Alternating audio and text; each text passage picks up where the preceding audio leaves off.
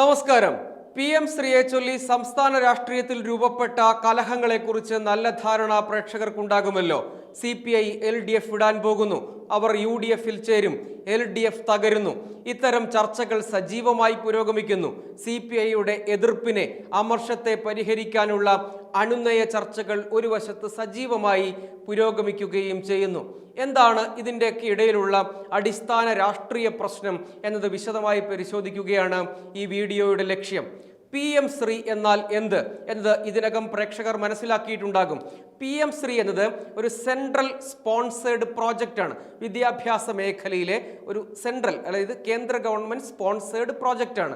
എല്ലാ കേന്ദ്ര government sponsored പ്രൊജക്റ്റുകളുടെയും പ്രത്യേകത 60% ഫണ്ട് കേന്ദ്രം നൽകും, 40% സംസ്ഥാനം നൽകണം.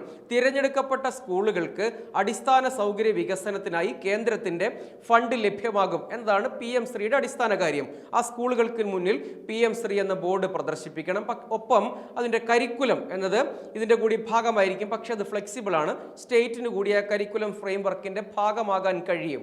എന്നാൽ PM ശ്രീ പദ്ധതി സംസ്ഥാനത്ത് നടപ്പിലാക്കാൻ ഇതിൽ പ്രധാനം തടഞ്ഞു വച്ചിരിക്കുന്ന വിദ്യാഭ്യാസ മേഖലയിലെ ഫണ്ട്, അതായത് SSA സർവശിക്ഷ അഭിയാന്റെ 1466 കോടിയോളം രൂപ വരുന്ന ഫണ്ട് സംസ്ഥാനത്തിന് കിട്ടേണ്ടതായിരുന്നു. ദേശീയ വിദ്യാഭ്യാസ നയത്തിൽ ഒപ്പിടാത്തതുകൊണ്ട് നമുക്ക് ആ തുക കിട്ടിയിരുന്നില്ല.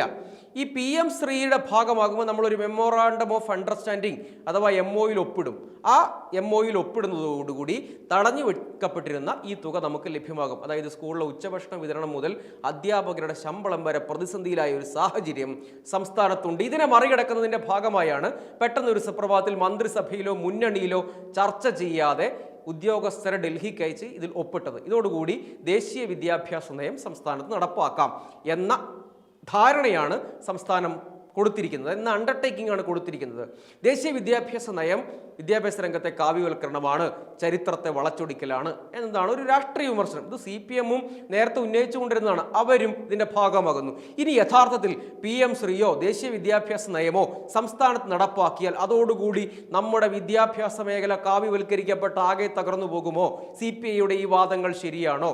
CPM തന്നെ നേരത്തെ കടുത്ത വിമർശനം ഉന്നയിച്ചതാണ്. സർക്കാർ ഇത് തുടങ്ങിയിട്ട് കുറച്ചു കാലമായി, നമ്മൾ ഒപ്പിട്ടിരുന്നില്ല, മാറി നിൽക്കുകയായിരുന്നു, അതൊരു വസ്തുതയാണ്. അപ്പോൾ അവർ തന്നെ ഇതിനു വേണ്ടി പോകുമ്പോൾ ഉണ്ടാകുന്ന ഒരു വൈരുദ്ധ്യത്തെ വിമർശനമായി എടുക്കാമെങ്കിൽ പോലും PM ശ്രീ നിലവിൽ നമ്മുടെ സംസ്ഥാനത്തുണ്ടോ? ഉണ്ട്. നിങ്ങൾ ഈ കേന്ദ്രീയ വിദ്യാലയത്തിലേക്ക് പോകൂ, നവോദയയിലേക്ക് പോകൂ, അവിടെയൊക്കെ PM ശ്രീ സ്കൂളാണ്. അതായത് PM ശ്രീ എന്ന് പറഞ്ഞാൽ പ്രധാനമന്ത്രി സ്കൂൾസ് ഫോർ റൈസിംഗ് ഇന്ത്യ എന്ന് മാത്രമാണ് അതിൻ്റെ ഫുൾ ഫോം. അവിടെ ഇത് ഓൾറെഡി ഉണ്ട്. ഇനി കേരളത്തിൻ്റെ കൂടി ജിയോഗ്രഫിക്കലി കേരളത്തിൻ്റെ ഭാഗമായ, ടെക്നിക്കലി കേരളത്തിൻ്റെ ഭാഗമല്ലാത്ത മാഹിയിൽ പോകൂ, അവിടെ PM ശ്രീ സ്കൂളുണ്ട്. അവിടെ ഇത് പഠിപ്പിക്കുന്നുണ്ട്. അവിടെ എല്ലാ വിഭാഗങ്ങളിലും പെട്ട, എല്ലാ രാഷ്ട്രീയ മത ജാതി പശ്ചാത്തലത്തിലും പെട്ട കുട്ടികൾ അവിടെ പഠിക്കുന്നുണ്ട്. നമ്മൾ മനസ്സിലാക്കേണ്ടുന്നത് ഇതിനെതിരെ വലിയ വായിൽ വിമർശനവും വലിയ ലേഖനങ്ങളും വലിയ പ്രബന്ധങ്ങളും ഒക്കെ അടിച്ചു വിടുന്ന ആളുകളുടെ പലരെയും മക്കൾ പഠിക്കുന്നത് CBSE ഇംഗ്ലീഷ് മീഡിയം സ്കൂളിലാണ്. CBSE സ്റ്റേറ്റിൻ്റെ ഭാഗമാണോ? അല്ല. അതിൻ്റെ കരിക്കുലം, അതിൻ്റെ സിലബസിൽ കേന്ദ്രത്തിന് ഇടപെടാമോ എന്ന് വെച്ചാൽ നിലവിൽ തന്നെ ദേശീയ വിദ്യാഭ്യാസ നയത്തിൻ്റെ ഭാഗമാണ് NCERT. CBSE സ്കൂളിൽ പഠിപ്പിക്കുന്ന NCERT നിലവിൽ തന്നെ ഈ NEP-യുടെ ഒരു പാർട്ടായി വരും. അല്ലെങ്കിൽ അവർക്ക് വേഗത്തിൽ ഇടപെടാം, അവിടെ പരിഷ്കാരങ്ങൾ കൊണ്ടുവരാം. നമ്മുടെ എയ്ഡഡ് പൊതുവിദ്യാലയങ്ങളുണ്ടല്ലോ, അതായത് എയ്ഡഡ് സ്കൂൾ, അതുപോലെ തന്നെ സർക്കാർ സ്കൂൾ, അത് രണ്ടും ചേർത്താലാണ് പൊതുവിദ്യാലയം എന്ന്, കേരളത്തിലെ പൊതുവിദ്യാലയം എന്ന് നമുക്ക് വിളിക്കാൻ കഴിയുക. അവിടെ SCERT ആണ്, സ്റ്റേറ്റ് സിലബസ് ആണ്. അതായത് സർക്കാർ സ്കൂളിലും ഇവിടുത്തെ സർക്കാർ എയ്ഡഡ് സ്കൂളിലും SCERT ആണ്, സ്റ്റേറ്റ് സിലബസ് ആണ്. തിരഞ്ഞെടുക്കപ്പെടുന്ന സ്കൂളിന് കിട്ടുന്ന എത്രയാണ്? വർഷം 1 കോടി രൂപ വരെ. എന്ന് വെച്ചാൽ അത് വലിയ തുകയൊന്നുമല്ല. നമ്മുടെ കിഫ്ബി വഴി കൊടുക്കുന്ന തുകയുമായി താരതമ്യപ്പെടുത്താൽ വലിയ തുകയൊന്നുമല്ല. നമ്മളെ സംബന്ധിച്ച് PM ശ്രീ സ്കൂൾ കിട്ടുക എന്നതല്ല കേരളത്തിൻ്റെ ലക്ഷ്യം. തടഞ്ഞു വെക്കപ്പെട്ടിരുന്ന SSA ഫണ്ട്, സർവശിക്ഷ അഭിയാന്റെ ഫണ്ട് നമുക്ക് കിട്ടണം. അതായിരുന്നു ആവശ്യം. രാഷ്ട്രീയമായി CPM വിമർശനത്തിന് അർഹരാണെങ്കിലും CPI എന്ന പാർട്ടിക്ക് എന്ത് ധാർമ്മികതയാണ് ഈ വിഷയത്തിൽ ഉന്നയിക്കാൻ കഴിയുക എന്നൊരു ചോദ്യമുണ്ട്. CPI എന്ന് പറയുന്ന പാർട്ടി തീരാൻ പോവാണ്. ആ പാർട്ടി എന്ത് കലഹം ഉണ്ടാക്കും? മന്ത്രിസഭയിൽ നിന്ന് വിട്ടുനിൽക്കും എന്ന് പറയുന്നു. നല്ല കാര്യം, വിട്ടുനിൽക്കട്ടെ. അതുകൊണ്ട് എന്താണ് നേട്ടം? എന്താ സംഭവിക്കാൻ പോവുക? PM ശ്രീ വഴി എന്തോ കാവ്യവൽക്കരണം. ഞാൻ ചോദിക്കുന്നു, AASF-ന്റെ സംസ്ഥാന സെക്രട്ടറി പദവിയിൽ ഇവരുടെ സംഘടന നിയോഗിച്ച വ്യക്തി, കഴിഞ്ഞ തവണ ഉണ്ടായിരുന്ന വ്യക്തി, അദ്ദേഹം ഇപ്പോൾ എവിടെയാണ്? അദ്ദേഹം BJP-യിലാണ്. AISFന്റെ സംസ്ഥാന സെക്രട്ടറി ആരാണ് എന്ന് ഈ കഴിഞ്ഞ ദിവസമാണ് നാട്ടുകാർക്ക് മനസ്സിലായത്. കാരണം ഈ വിവാദം ഉണ്ടായപ്പോൾ പ്രസ്താവനയായിട്ട് വന്നു. AIYFന്റെ അവരുടെ യുവജന സംഘടനയുടെ AIYFന്റെ സംസ്ഥാന സെക്രട്ടറി ആരാണെന്ന് തെളിയാനും ഈ വിവാദം വേണ്ടി വന്നു. നിങ്ങൾ എല്ലാ സംഘടനയും എടുക്കൂ, BJP എടുക്കൂ, യുവമോർച്ച, ABVP, സംഘപരിവാർ സംഘടനകൾ, ഇനി കോൺഗ്രസ് എടുക്കൂ, യൂത്ത് കോൺഗ്രസ്, KSU, CPM എടുക്കൂ, SFI, DYFI, ഈ സംഘടനകളൊക്കെ തെരുവിലുണ്ടായിരുന്നു. അപ്പോൾ തെരുവിൽ കാണാൻ കഴിയാതിരുന്ന ഒരേ ഒരു സംഘടന AIYFും AISFും ആയിരുന്നു. PM ശ്രീ നമ്മുടെ നാട്ടിൽ നടപ്പാക്കിയ ഒരു കുഴപ്പവും സംഭവിക്കില്ല. ഈ PM ശ്രീയിൽ തന്നെ, ഈ NEPയിൽ തന്നെ കരിക്കുലം ഫ്രെയിംവർക്കിനകത്ത് ഫ്ലെക്സിബിളാണ്, സ്റ്റേറ്റിന് കൂടി ഇടപെടാൻ കഴിയും. അങ്ങനെയാണ് അതിൻ്റെ ഇതിനകമുള്ള ഡ്രാഫ്റ്റ് ഉണ്ടാക്കിയിരിക്കുന്നത്. നമ്മൾ വിചാരിക്കും പോലെയല്ല.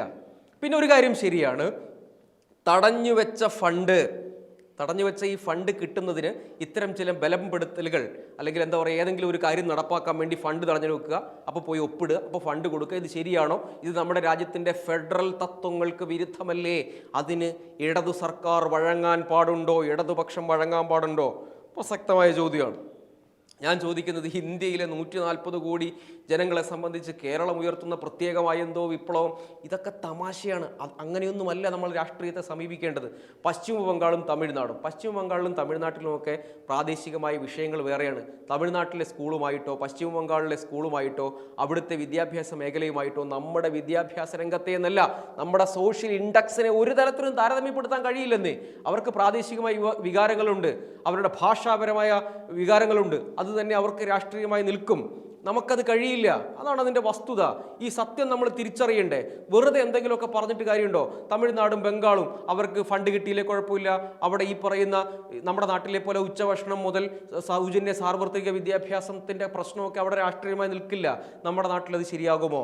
ഇതാണ് ചോദ്യം. CPIMന്റെ പക്ഷത്ത് നിൽക്കുകയല്ല ഈ വീഡിയോയിൽ ഞാൻ ചെയ്യുന്നത്. പക്ഷേ ഇതുകൊണ്ട് നമ്മുടെ നാട്ടിൽ എന്താ സംഭവിക്കുക? ഒന്നും സംഭവിക്കില്ല. ഞാൻ പറയുന്നത്, നമ്മുടെ നാട്ടിലെ പ്രാഥമിക ആരോഗ്യ കേന്ദ്രങ്ങളെ ആയുഷ്മാൻ ആരോഗ്യ മന്ദിർ എന്ന് ബ്രാൻഡ് ചെയ്യില്ല എന്ന നിലപാട് നമ്മളെടുത്തു. ഇപ്പോൾ എന്താ സ്ഥിതി? നിങ്ങളൊരു പ്രാഥമിക ആരോഗ്യ കേന്ദ്രത്തിൽ പോകുന്നുണ്ടെങ്കിൽ പോയി നോക്കൂ, അവിടെ ആയുഷ്മാൻ ആരോഗ്യ മന്ദിർ എന്ന് എഴുതി വെച്ചിട്ടുണ്ട്. നമുക്ക് കേന്ദ്ര ഫണ്ട് കിട്ടാതായപ്പോൾ നമുക്കത് ചെയ്യേണ്ടി വന്നു. നമ്മുടെ നാട്ടിലെ പ്രാഥമിക ആരോഗ്യ സംവിധാനങ്ങൾ ഇന്ത്യയിലെ ഏത് സ്റ്റേറ്റിനുമായി താരതമ്യപ്പെടുത്തിയാലും മെച്ചപ്പെട്ടതാണ്. അത് ഇടതുപക്ഷം എന്ന് മാത്രമൊന്നും കാണേണ്ട, കോൺഗ്രസും ഇടതുപക്ഷത്തിനും ഒക്കെ ക്രെഡിറ്റ് ഉണ്ട്. അപ്പോൾ ഇതാണ് അതിൻ്റെ വാസ്തവം. കൃഷി വകുപ്പ് CPയുടെ വകുപ്പല്ലേ, കേന്ദ്ര ഫണ്ട് വാങ്ങിക്കുന്നില്ലേ? അപ്പോൾ ഇത് ഒരു ഗുണവുമില്ലാത്തൊരു ചർച്ചയാണ്. സംഘപരിവാറിനെതിരായ രാഷ്ട്രീയ പ്രതിരോധം എന്നൊക്കെയാണ് ഇവർ പറയുന്നത്. ആ രാഷ്ട്രീയ പ്രതിരോധം നിങ്ങൾക്കുണ്ടെങ്കിൽ അത് പ്രയോഗിക്കാൻ ധാരാളം വഴികളുണ്ട്. ആ വഴിക്ക് പ്രയോഗിക്കുക.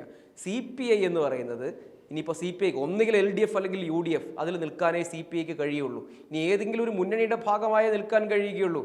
എന്നിട്ട് കോട്ട ഉണ്ടല്ലോ, ഒരു മുന്നണിയുടെ ഭാഗമായി നിൽക്കുമ്പോൾ ഈ കോട്ട പറ്റുക, കോട്ട എന്ന് പറഞ്ഞാൽ ഷെയർ, തങ്ങളുടെ ഭാഗം അത് പറ്റുക എന്നതിൽ കവിഞ്ഞ്, അത് വാങ്ങിച്ച് പോക്കറ്റിലിട്ട് പോവുക എന്നതിൽ കവിഞ്ഞ്, പിന്നെ MN സ്മാരകത്തിൽ മീറ്റിംഗ് ചേർന്ന് ചായ കുടിക്കാം, ഇതിൽ കവിഞ്ഞ് CPI എന്ന് പറയുന്ന രാഷ്ട്രീയ പാർട്ടി പ്രത്യേകിച്ച് ഒരു പുതിയ രാഷ്ട്രീയ സമരം പോയിട്ട് പുതിയ തലമുറയെ ആകർഷിക്കാൻ കഴിയും വിധം എന്തെങ്കിലും ഒരു സമരം പോലും മുന്നോട്ട് വയ്ക്കാൻ കഴിയാത്തൊരു പാർട്ടിയാണ്.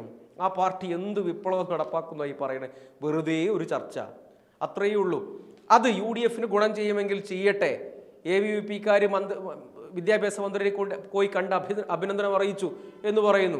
ഇതിലൊന്നും കാര്യമില്ല. നിങ്ങളുടെ ആളുകൾ മാറിക്കൊണ്ടിരിക്കുക. ഈ നാട്ടിൽ നടക്കുന്ന രാഷ്ട്രീയ പരിവർത്തനത്തെപ്പറ്റി CPIക്കൊന്നും ഒരു ധാരണയുമില്ല, ആർക്കും ധാരണയില്ല. BJP കഴിഞ്ഞ ലോക്സഭാ തെരഞ്ഞെടുപ്പ് 20% വോട്ട് നേടി. ഈ രാഷ്ട്രീയ പരിവർത്തനത്തെപ്പറ്റി എന്തെങ്കിലും ചിന്തയുള്ളവരാണോ CPIക്കാർ? അപ്പോൾ അതുകൊണ്ട് CPI എന്നൊക്കെ പറഞ്ഞാൽ സ്വാഭാവിക ചരമം പ്രാപിക്കേണ്ട ഒരു രാഷ്ട്രീയ പ്രസ്ഥാനമായി തീർന്നു കഴിഞ്ഞു. അവർ PM ശ്രീ വന്നു, NEP വന്നു, ഇതൊക്കെ ഈ നാട്ടിൽ നടക്കുന്നുണ്ടെന്നേ. ഇതിൻ്റെ ഇടയിൽ രാഷ്ട്രീയ പ്രവർത്തനം നടത്തുകയാണ് വേണ്ടത്. അതല്ലാതെ ഇമാതിരി മീഡിയേറ്റഡ് നാടകങ്ങളുടെ ഭാഗമായിരുന്ന് അയ്യോ ഞങ്ങൾ വലിയ പ്രസക്തിയുള്ള രാഷ്ട്രീയ പ്രസ്ഥാനമാണേ എന്ന ആളുകളെ കൊണ്ട് തോന്നിപ്പിക്കാം എന്നല്ലാതെ ഇതുകൊണ്ട് ഒരു പ്രയോജനവുമില്ല. NEPയുടെ കാര്യത്തിലാണെങ്കിൽ PM ശ്രീയുടെ കാര്യത്തിലാണെങ്കിലും ഇവർ ഉന്നയിക്കുന്ന വാദങ്ങളൊന്നും തന്നെ നിലനിൽക്കുന്നതല്ല. പിന്നെ മുൻപ് പറഞ്ഞതിൽ നിന്ന് വ്യത്യസ്തമായ നിലപാട് സ്വീകരിച്ചില്ലേ CPM, ഈ സർക്കാർ എന്ന ചോദ്യത്തിന് പ്രസക്തിയുണ്ട്. ഇവരുടെ വാദങ്ങൾക്ക് പുല്ലുവില പോലും CPM കൊടുത്തില്ല. മുന്നണിയിലും പറഞ്ഞില്ല, മന്ത്രിസഭയിലും പറഞ്ഞില്ല, നേരെ പോയി ഒപ്പിട്ടു. അതിൻ്റെ അർത്ഥം അത്ര വിലയെ CPM ഈ CPIക്ക് കൊടുക്കുന്നുള്ളൂ എന്നുള്ളതാണ്. കുറച്ച് വില കൂടി കൂടുതൽ കിട്ടാനുള്ള ശ്രമമായിരിക്കും എന്നതിൽ അപ്പുറത്തേക്ക് പ്രത്യേകിച്ചൊന്നുമില്ല. പരിഹാസ്യമായ കാര്യമാണ്. 2 മന്ത്രിസഭാ യോഗം ബഹിഷ്കരിക്കുമായിരിക്കും, ഒരെണ്ണം പരമാവധി ബഹിഷ്കരിക്കുമായിരിക്കും. അതിനുശേഷം ഇവർ ഇതൊക്കെ വിട്ട് പോവും. CPM-നെ സംബന്ധിച്ചിടത്തോളം അടുത്ത തവണ ഗവൺമെൻറ് ഉണ്ടാക്കണം. അതിനുവേണ്ടി ഏതറ്റം വരെയും CPM പോകും. അതാണ് ഈ നാട്ടിൽ നടക്കുന്നത്. ഇത് നമ്മൾ മനസ്സിലാക്കേണ്ടത് ആദർശത്തിൻ്റെ അസ്കിയത CPI-ക്കാർക്കുണ്ട്. പക്ഷേ ഗ്രൗണ്ടിൽ പോയി പരിശോധിച്ചാൽ എന്താണ് എന്ന് ബോധ്യപ്പെടുകയും ചെയ്യും. പക്ഷേ വസ്തുത ഇതാണ്, CPI ഇപ്പോൾ നടത്തിക്കൊണ്ടിരിക്കുന്നത് ഒരു തമാശ നാടകമാണ്. കാണുക, ആസ്വദിക്കുക, ചിരിക്കുക, അതിനപ്പുറത്തേക്കൊന്നുമില്ല. വീണ്ടും കാണാം.